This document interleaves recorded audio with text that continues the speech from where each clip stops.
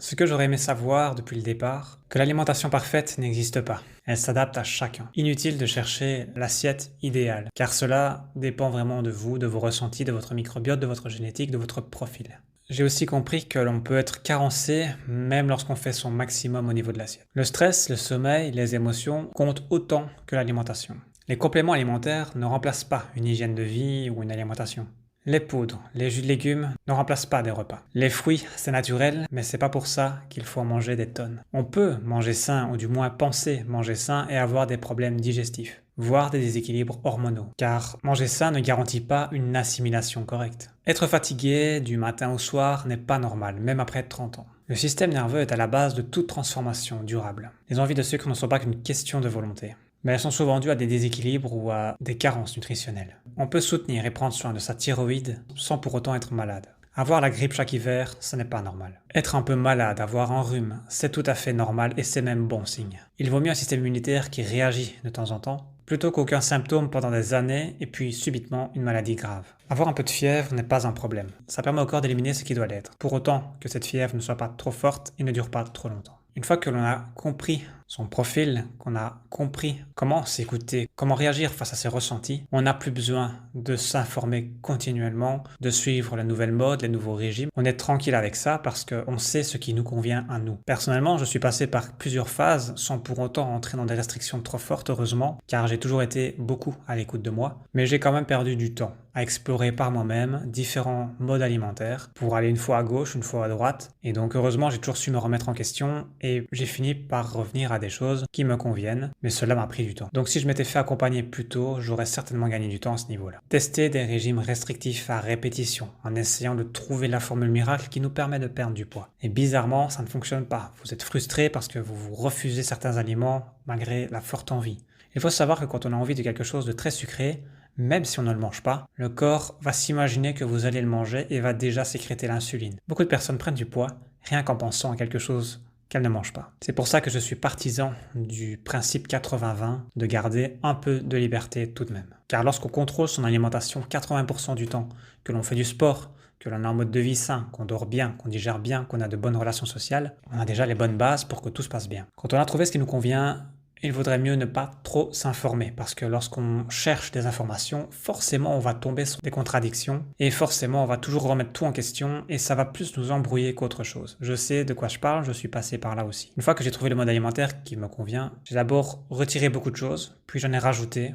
puis j'ai modifié ce que je mangeais à quel moment de la journée et j'en suis finalement arrivé à revenir à quelque chose de plus classique. Un bilan sanguin classique n'est pas toujours suffisant. En effet, trop souvent j'entends dire « ma prise de sang est bien, rien à signaler ». Première chose, les dosages varient d'un laboratoire à l'autre. Donc là aussi, il faut faire attention. Parfois, les taux sont trop bas, parfois trop hauts. Ensuite, on a les bilans micronutritionnels, c'est-à-dire que l'on peut analyser des choses supplémentaires qui souvent ne le sont pas analysées. Je pense comme ça au profil d'acide gras, à la coenzyme Q10, au zinc, au fer, bref, il y a beaucoup de choses qui pourraient être analysées de temps en temps pour voir un petit peu où on se situe. Parce que l'air de rien, les carences sont de plus en plus fréquentes, étant donné que l'alimentation est de moins en moins riche en nutriments et que la pollution est de plus en plus présente, ainsi que le stress et la fatigue et les problèmes digestifs. Un jour n'est pas l'autre, une saison n'est pas l'autre, donc il est tout à fait normal de manger différemment en hiver et en été. Il faut s'écouter, il ne faut pas se forcer à manger la même chose toute l'année, ça n'a aucun sens, et encore moins la même chose tous les jours de la semaine. La variété est la clé. Et j'aime aussi rappeler que l'alimentation, ce n'est pas juste des calories, loin de là. L'alimentation va impacter l'humeur, l'énergie, la motivation, bref, votre état d'être pour toute la journée. En fait, manger mieux, c'est manger moins souvent. C'est avoir des repas complets qui nourrissent et qui nous permettent de tenir jusqu'au repas suivant, ce qui nous permet entre les repas d'avoir un repos digestif, ce qui est très important, notamment pour la gestion d'insuline. Et vous remarquerez progressivement que c'est dans ce moment-là que l'énergie va remonter. Alors certes, un repas est censé vous donner de l'énergie plutôt qu'un coup de pompe, mais malgré tout, c'est au moment où on ne digère pas que l'énergie est au maximum disponible pour les activités que l'on a à faire, qu'elles soient physiques ou cérébrales. Ce que j'aurais aussi aimé savoir à l'époque, les sucreries donnaient des boutons d'acné. Alors j'ai fini par le comprendre, bien entendu, avec les années. C'est l'une des premières choses que j'ai remarquées d'ailleurs durant mon adolescence, c'est que quand je m'abstenais de manger ces choses-là, j'avais moins d'acné. Et donc là, j'avais compris. Déjà, une bonne chose, c'est que mon corps essayait d'évacuer des choses qui devaient l'être. Alors certaines catégories d'aliments ne sont plus ceux d'autrefois. On ne peut plus se fier aux habitudes de nos grands-parents. Le pain d'autrefois n'a plus rien à voir avec le pain d'aujourd'hui. Malheureusement, aujourd'hui, ce sont globalement des choses tout préparées, avec plein d'additifs, plein de conservateurs et j'en passe. Bref, il n'y a plus grand chose d'intéressant à consommer les pains classiques aujourd'hui. Maintenant, un bon pain au levain complet, pauvre en gluten, artisanal, c'est différent. Et encore, le mieux est de ne pas en consommer tous les jours. Tous les produits ne sont pas égaux, évidemment. Si vous prenez un œuf d'une poule élevée en batterie ou un œuf d'une poule élevée en plein air, vous verrez déjà qu'il y a une différence. Le jaune n'a pas la même couleur et la composition nutritionnelle n'est pas du tout la même. Là aussi, c'est toujours important de préciser. Manger plus d'œufs, ok,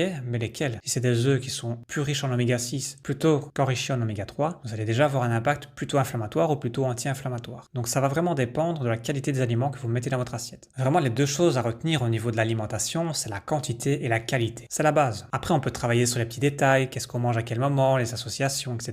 Mais d'abord, il faut agir sur la qualité et la quantité. Trop souvent, on regarde les calories, on regarde les glucides, les protéines, les lipides. On essaie de prendre des choses pauvres en glucides, pauvres en graisses, éventuellement un peu plus riches en protéines. C'est bien, mais ce n'est clairement pas suffisant. Aujourd'hui, on a besoin d'aliments bruts de qualité riches en nutriments, avec des vitamines, des minéraux, tout un tas de molécules qui nous sont intéressantes et bénéfiques. Toutes les molécules présentes, par exemple, dans les légumes, ne sont même pas encore connues aujourd'hui. Il y en a des milliers, en fait. L'intérêt est vraiment là, c'est de revenir à des aliments de qualité, si possible locaux, pour éviter des aliments qui sont récoltés trop tôt, qui sont hors sol, qui viennent d'un autre pays, qui ont eu des transports et qui ont donc des conservateurs. Alors en dehors de l'alimentation, il y a aussi d'autres éléments intéressants. Par exemple, le soleil, on a tendance à se protéger un maximum du soleil avec de la crème. Le soleil, c'est la vie. Sans soleil, il n'y a pas de vie sur Terre, donc il a un côté bénéfique, bien entendu. C'est toujours une question de dosage ici aussi. Globalement, l'idéal est de s'exposer au bon moment de la journée, petit à petit, pour habituer sa peau. Et personnellement, je brûle beaucoup moins vite qu'à l'époque. On a aussi tendance à vivre dans un confort permanent. Le chauffage, la clim, l'inactivité, le moindre effort, ça nous fragilise. Plus on reste en confort et plus on a du mal à en sortir. Et plus ça nous fragilise et plus ça nous rend dépendants de ce confort et plus on a du mal à mettre des actions en place pour changer sa vie, pour se reprendre en main, pour s'auto-motiver et cultiver son autodiscipline. Et là, c'est le véritable défi. C'est un combat permanent parce que le corps, à la base, est un peu fainéant, il faut le dire. Il a toujours tendance à vouloir s'économiser. C'est à nous de nous mettre en route. Moi, par exemple, en général, je vais au sport vers 17h en semaine et après une journée de travail, je ne ressens pas forcément de l'énergie parce que au niveau cérébral, ça a travaillé, je me sens un peu ramolli, un peu mou, un peu fatigué, mais je sais au fond de moi que ce n'est pas une fatigue physique. Je sais qu'une fois que je vais me mettre à bouger un peu, l'énergie va revenir et je vais être capable de donner tout ce que j'ai pendant une heure de sport. Mais une fois qu'on le sait, c'est plus facile évidemment de se lancer, de faire le premier pas et d'y aller continuellement, sans trop écouter son mental. Et on sait qu'après cette heure-là, on va être bien, on va être content de soi et on aura gagné en confiance et on sera sorti de sa zone de confort pour progresser. On voit parfois des publications, des partages sur des nutriments ou des vitamines isolés, mais il faut savoir que rien n'est isolé dans la nature, tout agit en famille. Il y a des connexions à tous les niveaux, il y a des coenzymes pour des transformations, des activations, des transports. Il se passe beaucoup de choses, donc c'est assez complexe et c'est pour ça que se complémenter, ça peut être utile, bien entendu, mais il faut se complémenter intelligemment et ça ne remplacera jamais la qualité d'une alimentation complète à base d'aliments bruts, qui elle va contenir tous ces éléments naturellement dans sa matrice. Ce qu'il faut aussi retenir, c'est que l'énergie est à la base de tout. C'est le nerf de la guerre, le corps doit produire de l'énergie, pour ça il faut lui fournir le bon carburant,